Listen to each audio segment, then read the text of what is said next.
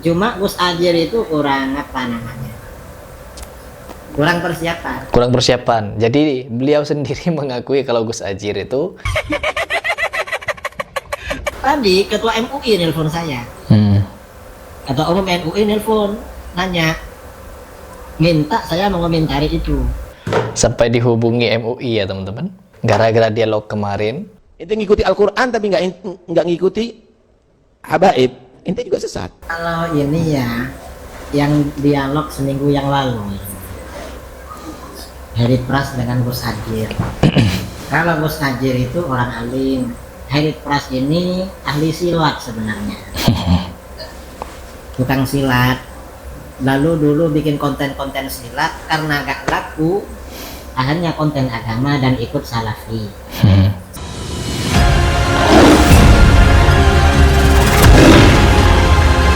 Jadi gini teman-teman, dulu ketika saya membahas khurafat, awal mula saya membahas khurafat itu ketika heboh Gus Samsudin. Bukan saya tidak laku membahas konten bela diri, cuman karena saya melihat di Indonesia ini sangat banyak kelakuan orang yang diaku-akui sebagai ulama, gus, ustadz, kiai, bahkan habib, yang menceritakan tentang dongeng, tahayul, khurafat. Maka saya lebih prihatin dengan fenomena itu. Karena di dalam dunia bela diri pun, pendidikan bela diri banyak orang bisa mengajarkan. Cuman orang-orang yang berani untuk memberikan pembahasan tentang doktrin, takhayul dan khurafat itu tidak banyak. Jadi saya berusaha untuk masuk ke dunia itu, ya, melawan dongeng, takhayul dan khurafat. Bukan karena tidak laku konten silat. Ya mau dijuluki apapun, itu hanya sekedar narasi untuk memojokkan saja. Ya memang dulu saya sekubu dengan Kiai Idrus Ramli. Saya ikut komando Habib Rizik Syihab. Ketika ada demo-demoan, saya ikut demo Habib Rizik Syihab. Reuni 212 dulu saya hadir ke sana. Sampai tahun 2023, saya memutuskan untuk berpikir dan hijrah dari pemahaman yang seperti itu. Karena ribet teman-teman, acara-acaranya tuh ribet-ribet. Dan memang dulu ketika saya masih hidup di zaman bergeliman dengan syubhat, jadi saya bukan baru-baru ini ya karena silat gak laku atau apa, no, bukan itu alasannya. Karena saya prihatin dengan fenomena banyaknya ajaran takhayul, khurafat dan haluisme, begitu. Bahkan murid Kiai Idrus Ramli itu teman saya, sahabat saya, Maesa Al-Bantani. Beliau itu keras sekali kepada khurafat Habib, keras kepada khurafatnya Guru Sekumpul. Jadi semua bukan karena ikut salafi atau tidak, karena ini mau move on dari cerita khurafat itu. Coba lanjut dulu. Salafi itu artinya orang-orang produk salah fikir. Tuh. Atau Wahabi, orang-orang produk wawasan hanya fitnah. Ya namanya orang awam ya gak bisa diikuti. Jadi memang juluk-julukan seperti ini ya, kita hidup di zaman media sosial teman-teman. Ya, kita hidup di zaman media sosial yang dimana orang bisa berkomentar seenak mereka. Bahkan seorang kiai pun bisa mengomentari orang lain dengan kalimat-kalimat yang ya tidak senonoh. Anda tahu siapa yang digendong sama si buta dari gua hantu? Sekarang jualan es teh. Mana?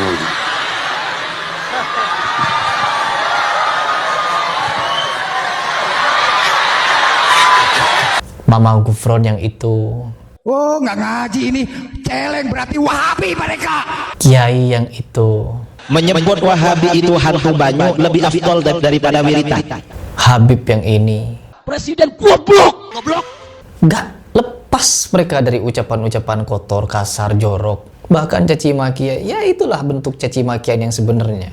Ketika semut di ujung gunung kelihatan oleh mereka, gajah di pelupuk mata tidak terlihat. Heri Pras mengucapkan kalimat sontoloyo, kami sakit hati. Kalau semua guru membiarkan perilaku ini, Mas Heri, akan semakin kacau. Presiden goblok. Mas Heri berkali-kali ngomong sontoloyo. Mari kita sebut PBB. Iya, antum akui. Sontolo itu kan artinya lawakan. Iya, itu diucapkan pada ulama layak. Kalau ulamanya menghina Nabi,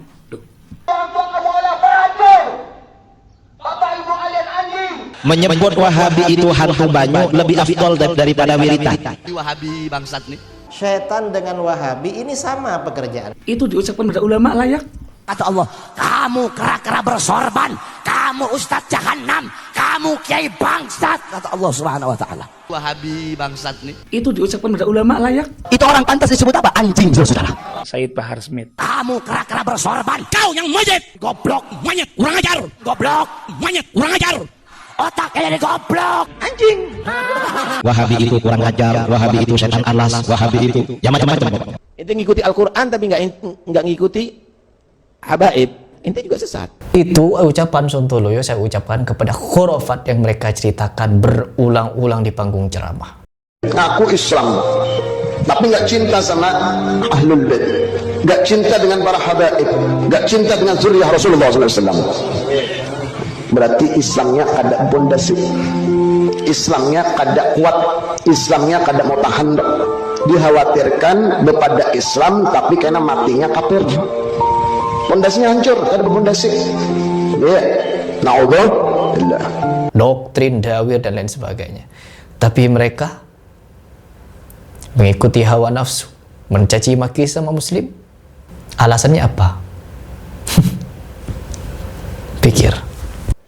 Wawasan hanya bid'ah, salah fikir, setan banyu, setan alas, kurang ajar dan lain sebagainya. Karena memang dari panutan beliau sendiri, Kiai Idrus Samli ini, Bahar Smith, Rizik Syihab. Jadi saya mewajarkan kenapa di golongan mereka bukan cuma dari santri-santrinya, jemaah-jemaahnya yang teriak-teriak kasar, kalimat kotor, jorok kepada sesama muslim. Karena dari atas-atasnya sudah mengajarkan seperti itu. Caci makian, presiden dicaci maki, aparat dicaci maki, dan lain sebagainya. Dan itu dianggap sebagai suatu kebenaran. Kalau Harry Pras mensontoloyokan kisah khurafat, mereka keberatannya berlebihan, teman-teman. Pantas diucapkan kepada ulama. Tidak semua ulama saya ucapkan sontoloyo. Ya, ulama kan itu sebutan lain dari ahli ilmu. Orang yang menceritakan khurafat, membludak sekali khurafatnya. Apakah pantas mereka dijuluki ulama? Dan yang saya sontoloyokan adalah ceritanya. Mereka tidak terima ceritanya kita sontoloyokan, teman-teman.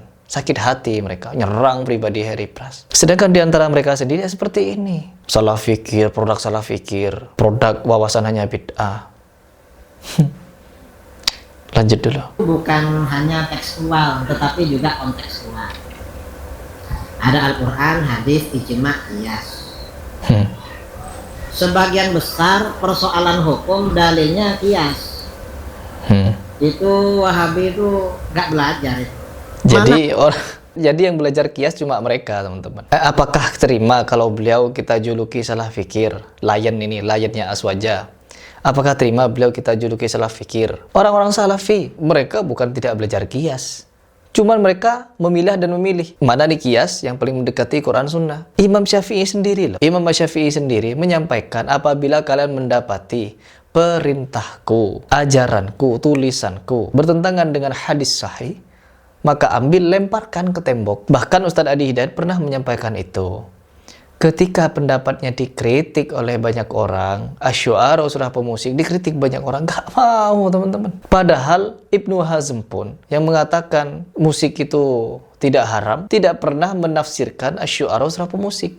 Ini Ibnu Hazm. Bagaimana dengan ulama 4 mazhab lainnya? Pasti jelas tidak membenarkan perkataan asy'ara surah pemusik. Kata Ustadz Adi Hidayat, dikritik pernyataannya, asy'ara surah pemusik, katanya para ulama sudah menafsirkan itu dikritik, gak terima, teman-teman. Tetap pendapatnya harus diambil. Ego memang. Ketika dibahas merasa paling tersakiti. Sama dengan Kiai Layan Aswaja ini, pembelaannya kepada kuburan keramat sampai seperti ini. Bahkan saking lucunya, Kiai Idrus Samli sampai dihubungi dari ketua MUI katanya, gara-gara dialog kita kemarin. Coba kita simak. Cuma Gus Ajir itu kurang kurang persiapan. Jadi beliau sendiri mengakui kalau Gus Ajir itu kurang persiapan, makanya bawa dalil-dalil yang mursal, dalil-dalil yang dhaif, bermasalah, lemah, karena kurang persiapan katanya. Dulu Kiai Idrus Samli juga sudah punya banyak kegiatan, punya banyak persiapan, tapi masih saja mengakui kalau tahlilan itu bid'ah mungkaroh yang memeranginya berpahala. Ya, gak apa-apa lah. Lanjut dulu. Saya setelah Gus Ajir debat dengan Harry Pras, telepon dari mana-mana minta komentar dari saya. Baru permintaan komentar di forum malam ini.